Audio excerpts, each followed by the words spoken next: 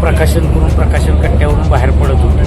त्यावेळेस हल्लेखोरांनी मी काय असं बघून मला गाठलं.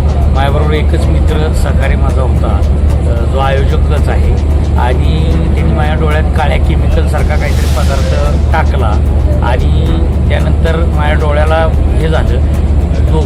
तीन जण जवळपास होती, तिघांच्या हातात धारदार शस्त्र होती. तुला संपवतो, संमेलन होऊ देत नाही, अशी भाषा त्यावेळेस त्यांनी वापरली. तुझा जीव घेतो, ह्याचा जीव घ्या रे, अशी भाषा त्यांच्याकडून वापरण्यात आली. आणि हा हल्ला कुणी केला आहे, कशामुळे केला आहे, याची माझ्याकडे कुठली माहिती नाही. मी सतत सरकारच्या विरोधात सुद्धा बोलत राहतोय. मराठी भाषेसाठी प्रयत्न सुरू आहेत. हिंदी सक्तीच्या विरोधात सुद्धा सातत्यानं भूमिका घेतलेल्या आहेत. सरकारचा हस्तक्षेप साहित्य संस्थांमध्ये होतो, त्या बाबतीत सुद्धा मी भूमिका घेतलेल्या आहेत. आणि कशातून हा हल्ला झाला आहे, चांगलं संमेलन केल्यामुळं झाला आहे का सरकारच्या विरोधात बोलल्यामुळं झाला आहे, याची कुठलीही माहिती माझ्याकडे आता उपलब्ध नाही. मी पोलिसांकडे तक्रार करतोय.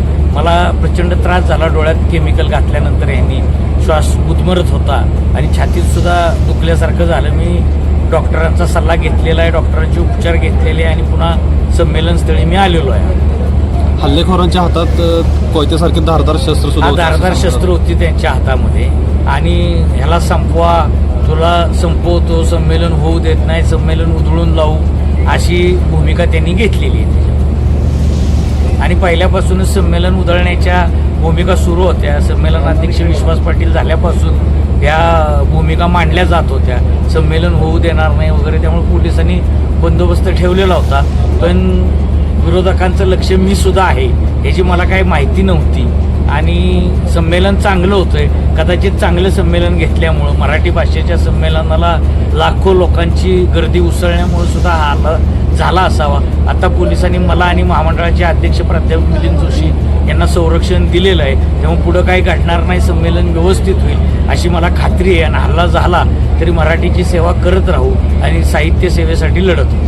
हल्लेखोर कोणत्या पक्षाचे होते का संघटने? नाही, ते काही समजत नाही. हल्लेखोर कुठल्या पक्षाचे, गटातटाचे होते याच्या बाबतीतली काही माहिती माझ्याकडे नाही. पोलीस तपासामध्ये सत्य बाहेर येईल आणि पोलीस मला न्याय देतील याच्यावर माझी खात्री. ज्यावेळी हल्ला केला त्यावेळी काय ते बोलले किंवा काय असं? ते म्हणले की तुला ह्याला संपवा, तुला संपवतो, संमेलन उधळून लावू, संमेलन होऊ देणार.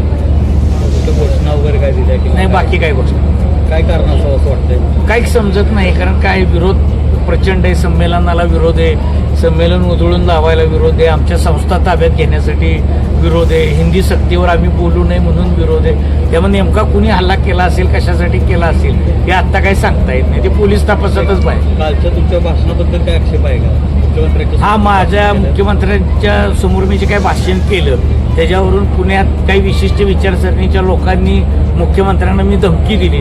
वास्तविक जर माझं भाषण ऐकलं तर मी मुख्यमंत्र्यांना कुठली धमकी दिलेली नाही.